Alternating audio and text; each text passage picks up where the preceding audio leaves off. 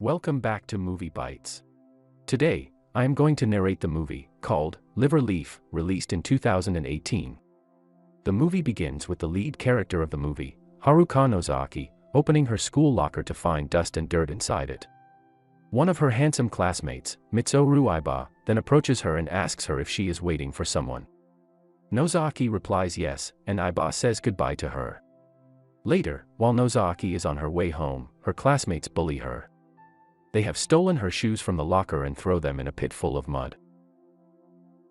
Nozaki gets into the pit to get her shoes, but falls down on the mud to get all dirty. She just picks them up and the girls start throwing her belongings from the bag. Tajibana says that they are doing it because she played with the feelings of Taiko, but Taiko denies it, and mentions that it has nothing to do with Aiba. Nozaki silently gathers her belongings and walks back home. When Nozaki reaches home in such a miserable condition, her sister Shuko starts crying. Her father and mother also join them in a family hug. The next day, Nozaki's father goes with her to the school to complain about the bullying. He tells everything to Miss Minami, but she ignores the complaint. She suggests that she should not come to school until her graduation is completed. Later, Nozaki returns to her classroom where she finds the three ladies scratching on her desk. They also throw sawdust at her face. In the next scene, Nozaki's father is kicked by Nozaki's classmate, Kugo, while returning from the meeting with Minami, which makes him fall down the stairs. In the classroom, while Miss Minami is teaching, we can see blood dripping on Nozaki's desk from a dead crow placed in front of her. Kugo tries to call Minami to inform her about the crow, but she again seems to ignore the call. Aiba and Kugo get into an argument and confront each other. Meanwhile, Taiko writes something on the paper and passes it on, which ends up hitting Miss Minami. Minami then panics and goes out, only to puke, which gives the students a chance to make fun of her. In the evening when Nozaki reaches home, she is surprised to see that her dad is injured. Her dad mentions that she should not go to school if she is feeling scared or bullied. He tells her that they shifted here because of his job, and it's his responsibility to protect them. The next morning, Nozaki has a fever, and her mother suggests her to not go to school and keep resting. Later, her sister arrives and asks her if she is okay, and hearing that she's alright, Shuko starts dancing with joy. We are then taken back to the scene of the school where the ladies are discussing Nozaki. They decide to send someone to check for Nozaki to be okay. A classmate named Rumi is taken as a help to enter her house and make her come to school every day. She is also threatened that if she is unable to do so, she will be the next target. Rumi then visits her home and finds her sleeping on the bed. She sits down on the floor and asks Nozaki if she is all okay. When Nozaki tells her that she won't be coming to school before graduation, Rumi bursts out saying that if she doesn't come to the school they will target and torture her. Rumi then takes some pictures of her and asks her for a music CD for the proof that she has visited Nozaki. The next day, when Nozaki is still absent at school, Rumi is kept inside a cupboard in the classroom and the ladies, including Taiko, start torturing her. On the other hand, we can see Nozaki and her sister walking happily through the forest road where they come across Aiba, who is taking pictures. He is happy to see them and takes a picture of the sisters. During taking their picture, he mentions that it's the first time he is taking a human picture. At school, we can see that Rumi is being bullied and her hair is being cut randomly by Taiko. When Taiko asks her if she hates Nozaki, she replies that she wants to kill her. The next day, Nozaki sees the picture that Aiba had taken, and she likes it a lot. We can see Aiba waiting for her outside her house. She then waves goodbye and leaves the house with Aiba. The duo roam around the riverside the whole day, taking pictures and enjoying each other's company. Aiba touches her hand deliberately and she just smiles. While they are returning to their home at night, they notice the college bullies walking past them, looking at Nozaki's house. Nozaki then notices that her house is on fire. She then rushes to her house, where a crowd had gathered. She tries to enter inside the burning house, but Aiba and the crowd stop her. She cries in fear and loss. Then Aiba enters the house and takes out her little sister, who is severely burned, but still breathing. She is then taken to the hospital in an ambulance. Unfortunately, her father and mother seem to have died inside the house. We then cut to the scene at the hospital where Nozaki's grandfather visits her. She is waiting outside the ICU where her sister is kept.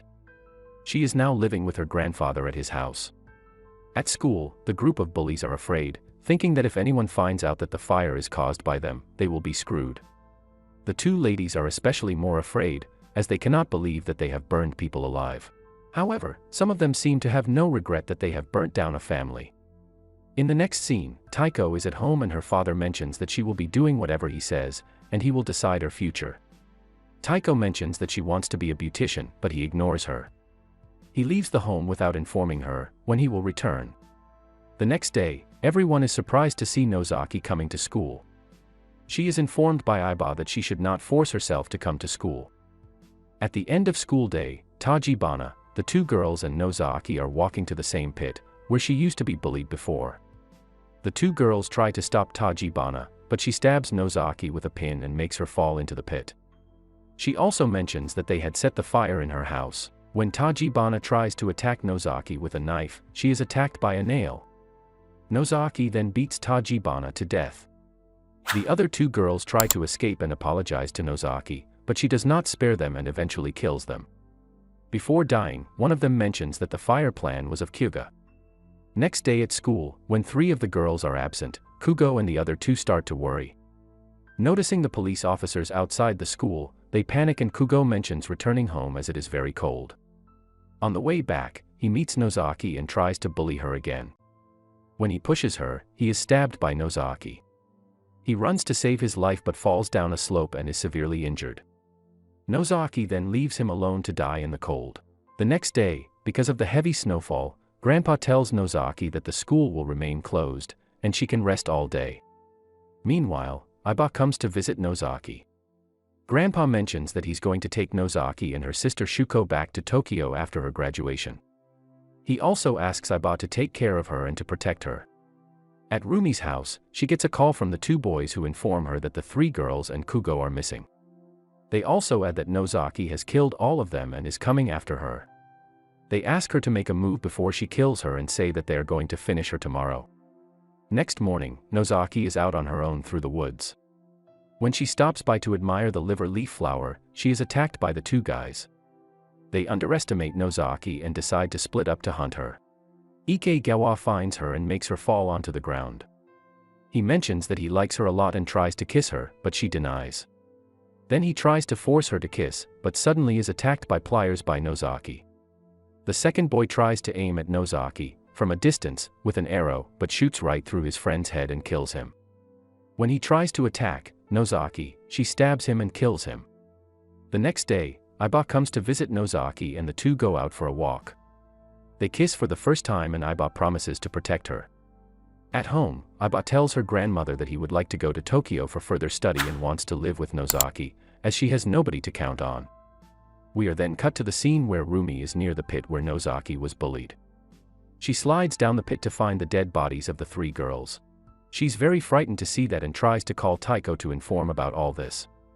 However, Taiko does not answer any of her calls. While bullying Rumi, she had mentioned earlier that she would like to kill Nozaki. We are shown footage from the past where she mentions that she would make her burn inside her house. We are then shown that Rumi is carrying a gallon of kerosene with her to Nozaki's house. Taiko prefers to return to her home and the others continue to move forward. In the next scene, we can see Taiko coming to visit Nozaki at her house but no one is there. On her way back, she notices Nozaki and stops to meet her. She returns the music CD, which Rumi provided her, and mentions that she has been listening to it all night. When the footage of their earlier friendship is shown, it turns out that they were best friends earlier, and when Nozaki started getting closer to Aiba, their friendship soured. When Taiko is about to return home, she apologizes to Nozaki for whatever she has done to her. On her way home, Taiko is attacked by Rumi with a knife. Rumi succeeds in injuring her and is happy to see Taiko scream. She then approaches to kill her but is kicked by Taiko. Taiko manages to make a cut on her face, but still, Rumi stabs her in the chest and runs away. In the next scene, Aiba calls Nozaki to inform her that he will join her in Tokyo and both can live together.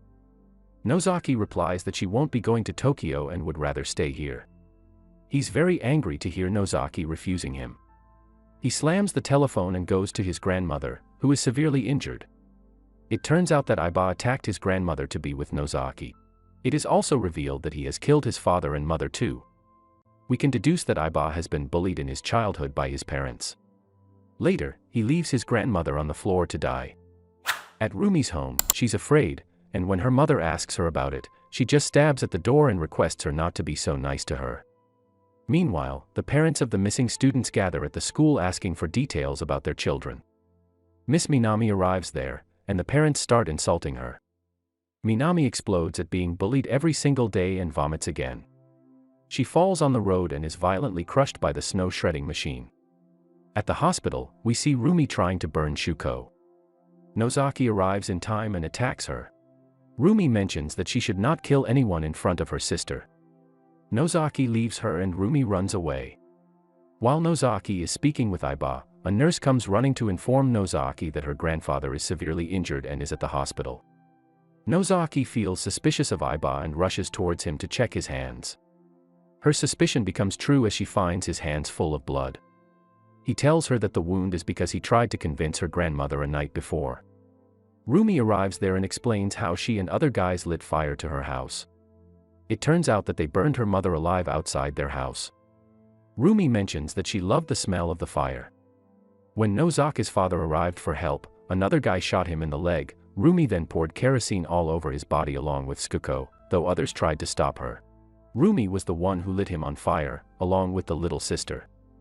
After hearing this, Nozaki tries to attack her, but gets stabbed by Rumi.